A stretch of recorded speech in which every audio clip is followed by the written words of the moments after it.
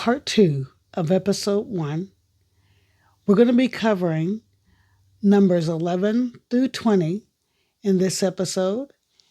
And the first one on this list, number 11, is Carrie from 1976. I do remember watching it when I was a little older because it came back out at the drive-in and we went to see that at the drive-in. And I had read Carrie, I'd read the book, so I was kind of already aware of the story before I went to go see the movie. And seeing it after reading the book, I was still terrified of Carrie. Just the fact that they were everything they did to her, the bullying and pouring the pig's blood on her at the prom, all of that stuff, it just terrified me. Especially the way her mother abused her, which was very disturbing. And I remember having nightmares after seeing Carrie, especially the part at the end when her hand came out of the grave. That gave me nightmares for a long time. And I remember in my dreams, trying to make myself be Carrie's friend so that she wouldn't set me on fire or kill me like she did the rest of the people. And that's the only way I could try to rationalize a sleep and be able to fall asleep or get my dream to change because it gave me such nightmares. I did watch it again as an adult here, and it's not scary to me. The scenes with her mother doing, abusing her and things like that, that's still disturbing to me. But the movie itself is not scary to me now. But it had to be on my list because it did give me nightmares for a while after seeing the film. The next movie on my list, number 12, is The Shining from 1980. The Shining I read the book. A lot of these movies, I read the book before. If I had a book to the movie, I read the book. So I had already read the novel for The Shining. So the movie was different, and I liked the movie. I liked the movie quite a bit. And what scared me the most was the blood that came from the elevators. That was one of the parts that scared me so incredibly bad. And when Danny saw the twins, when he was riding his little tricycle or the big wheel through the hotel, and he saw the little dead twins standing there, those scenes scared me so incredibly bad. I kept closing my eyes and trying not to see, because I didn't want to see the ghosts and things that were there. And then the scene where she saw that he wasn't even writing the book, that he was typing the same thing over and over and over again. So I knew something bad was getting ready to happen.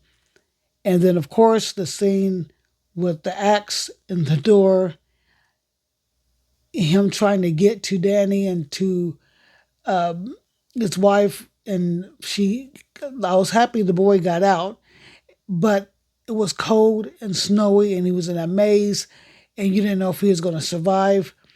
So all of that just had me on edge through the whole film. But I was so happy to see Jack die at the end, or freeze out there in the snow, and that they made it safe. I watched it now here as an adult again, and I still enjoyed The Shining. It did still have some creepiness to me. It still kind of put me on edge as I watched it. So it still has somewhat of an effect on me watching The Shining.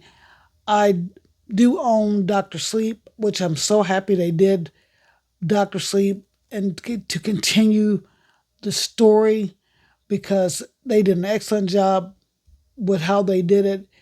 So I mean, Doctor Sleep, I think, is a fantastic follow up to The Shining. Number 13 on my list is The Fog from 1980.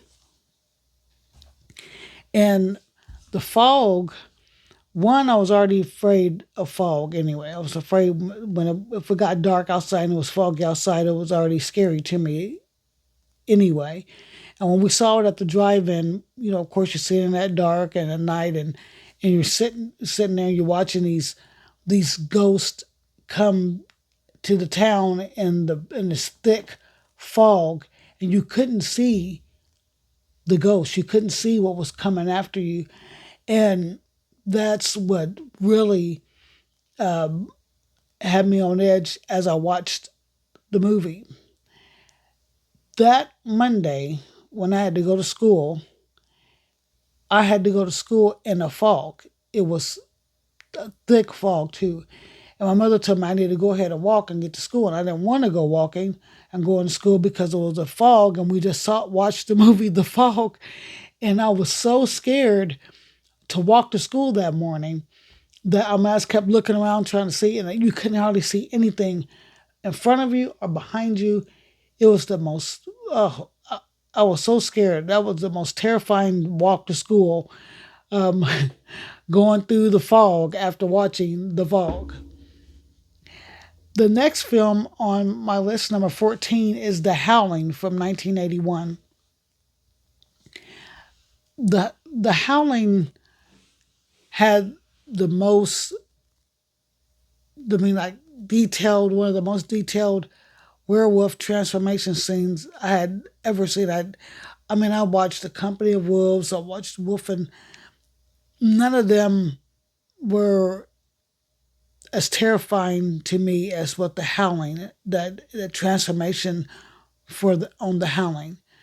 The storyline I thought was very good, playing this serial killer trying to be trapped, and you had a TV newscaster who was trying to help the police to get this serial killer, and then the trauma she went through, and then going to this little island to try to get better, psychologically better, to be just involved with an area that was packed with werewolves.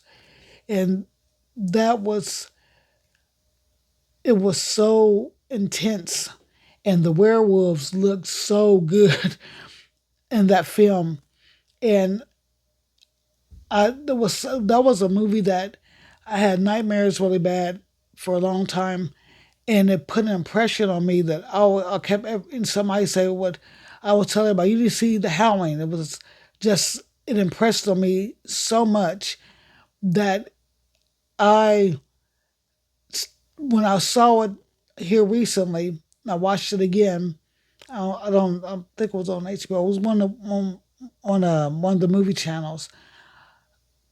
It still was spooky, and still that the scene where he transforms still scared me. So I could say The Howling still has an effect on me, even as an adult, after all those years. Number 15 on the list is The Thing from 1982. The Thing was, it was several things that made it scary to me. One, the isolation and being all alone out there in the snow and the freezing cold, and the fact that they didn't know who they could trust. They didn't know what would be the next thing or the next person to transform. And when the dog kind of transformed into that monster and they had to kill him, and then I found out they had to kill all the dogs, that really upset me. And I remember being so sad because we had a German Shepherd, and when they killed all the German Shepherds, it just made me extremely sad. And the fact that at the end we didn't know who the thing was. We didn't know if either one of them was the thing. We didn't know if they were going to freeze to death. More than likely, they would freeze to death. And also, if the thing had escaped, then mankind was doomed because it could go and assimilate and keep changing and killing. So that's what really bothered me with the thing, because there was no resolution, and you just didn't know what was going to happen, and that's what put the thing on my list. And also, when I rewatched it here recently, it still is scary to me. And on this 4K restoration that I got here, they did an excellent job on this 4K. The next film on my list, number 16, is Invasion of the Body Snatchers from 1982. Now, I know that it is a remake, but the 1982 version is the version I grew up with, and I feel that it is by far the better version. I did see the original version, and I like the 1982 version better. But I was so afraid to go to sleep after watching Invasion of the Body Snatchers, because when they fell asleep, that's when the pod people would take over, and they would make the pod person copy of you. And that, I could not sleep. I couldn't sleep for a long time. I would lay there with my eyes open, just afraid to go to sleep, afraid that I would be assimilated into these pod people. And back in the 70s and 80s, there was a lot of people that talked about alien abductions. So you've seen this all over in the news and things like that. People saying they've been abducted by by aliens and alien probing and things like that. So Invasion of Body Snatchers was so scary, because you've seen these news articles about being abducted, and then you see this film about people becoming pod people. And I just I watched it again before I did the episode, and it still bothers me.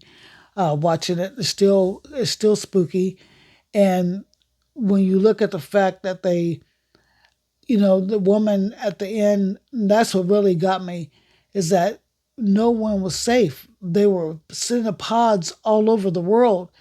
And when she thought her friend was still her friend, and her friend turned her in to the rest of the pod people, and you see her face and you see and it ended, it just puts you in a bad place, that everybody's gone. The humanity is gone.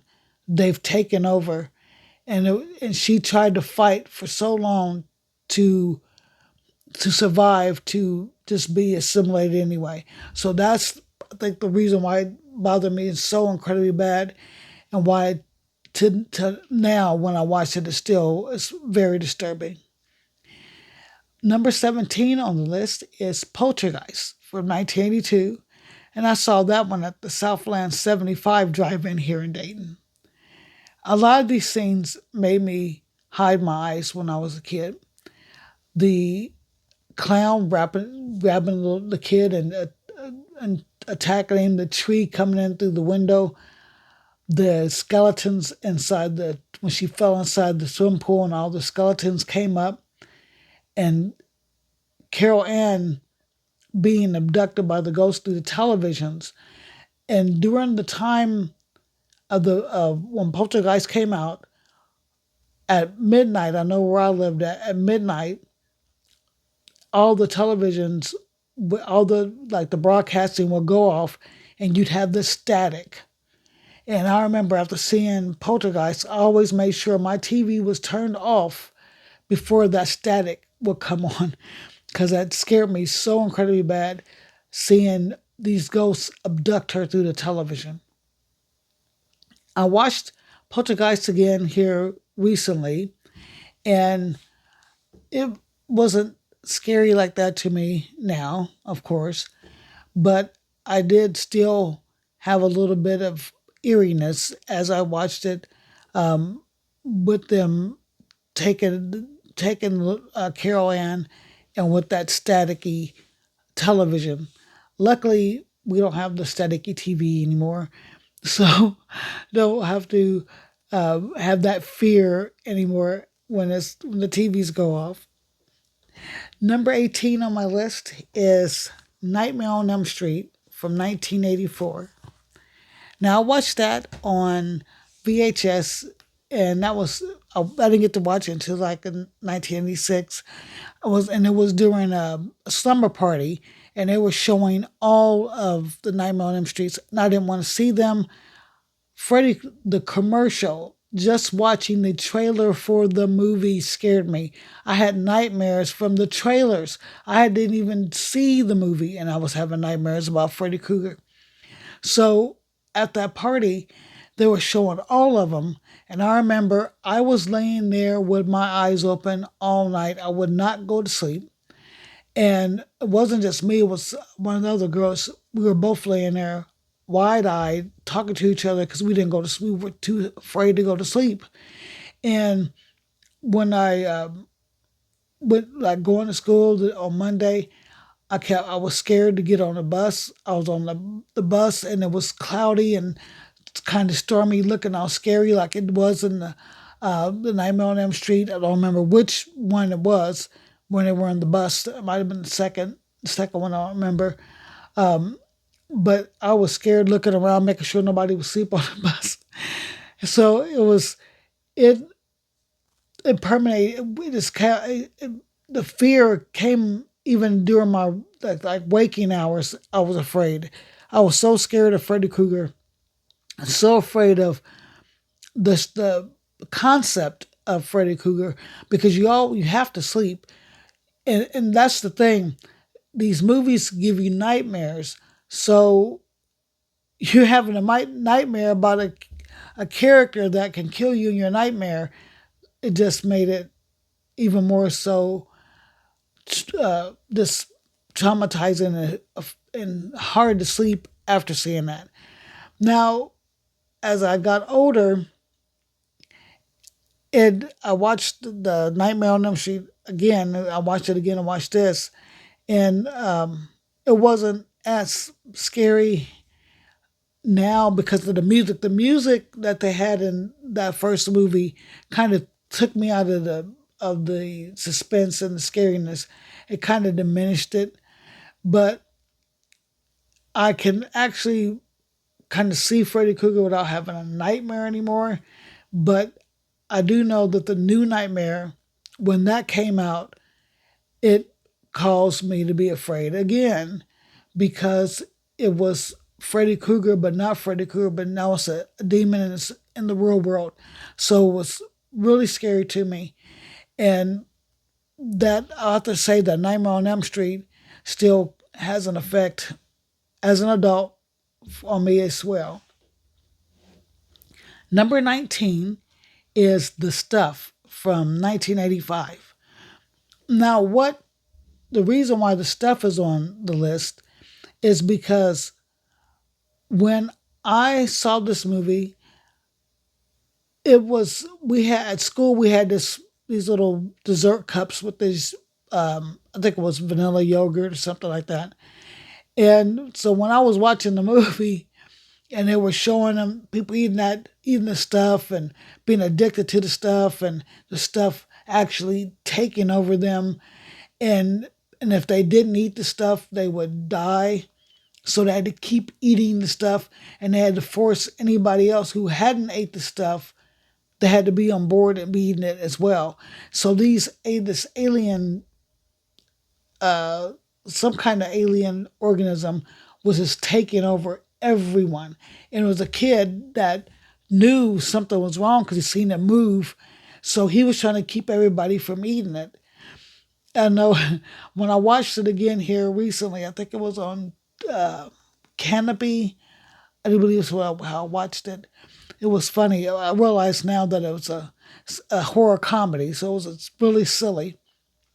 But I couldn't eat anything vanilla for years. It made me sick. When I was watching the kids in school eating that dessert cup, I gave mine away, and I just got sick as I watched the kids eating that inside there, and it was weird because everybody's like, "Oh God, this is so good," and they're all eating, it. And now I'm doing sticking about the movie. So it's on here because it affected me so bad for a long time that I couldn't look at or taste anything, eat anything that was a vanilla yogurt, ice cream, or anything. So there was definitely had to be on my list. And the very last one on this second part is Legend from 1985. Now, Legend is more of a like a dark fantasy type movie, but Tim Curry as Darkness was super terrifying. His the presence of him, the makeup job they did, he was so horrifying. And of course he was the devil, and they got him his costume and his makeup made it just like the what you would envision the devil to look like. So he fit the part perfectly. And when they in the parts where the unicorn, the goblins came and took the horn from the unicorn, and everything went dark and cold, that upset me. I was so upset that she came and touched the unicorn and got the unicorn killed. So that bothered me so bad as a kid when I was watching the movie. But as soon as you see him, even at the very beginning of the movie, there's Tim Curry, there's the devil. You see him in his lair, you see his goblins, and that terrified me. That really scared me. And every time he was on the TV, on the not the TV, on the screen, it scared me. Now I rewatched it for this episode, but I watch Legend a lot. We will almost every time it will come on cable, we watch Legend. So it's a movie that I love to watch, and I enjoyed watching it again. It's one of my favorite movies, and I I I enjoyed it. I enjoyed watching it again. It wasn't scary to me, but I could see why it was scary, and I remember being scared when Lily, I believe her name was Lily. She was dancing around, and the black dress was dancing around her, and it got on her and made her. You thought she was evil. That really scared me too. That part of it was scary to me. But that was my 20 films, and they were all just. I mean, I enjoyed watching them back again. I enjoyed doing this episode, going over the films that scared me when I was a kid. And I look forward to the next episode in my horror reflection series where I talk about the films that are disturbing to me now. And then it's going to be fun to go through the interviews I did with my family and friends and look at what they feel is scary and what scares them now and what was scary to them when they were younger. I hope you will like and share and follow me on my journey as I try to navigate learning to do YouTube.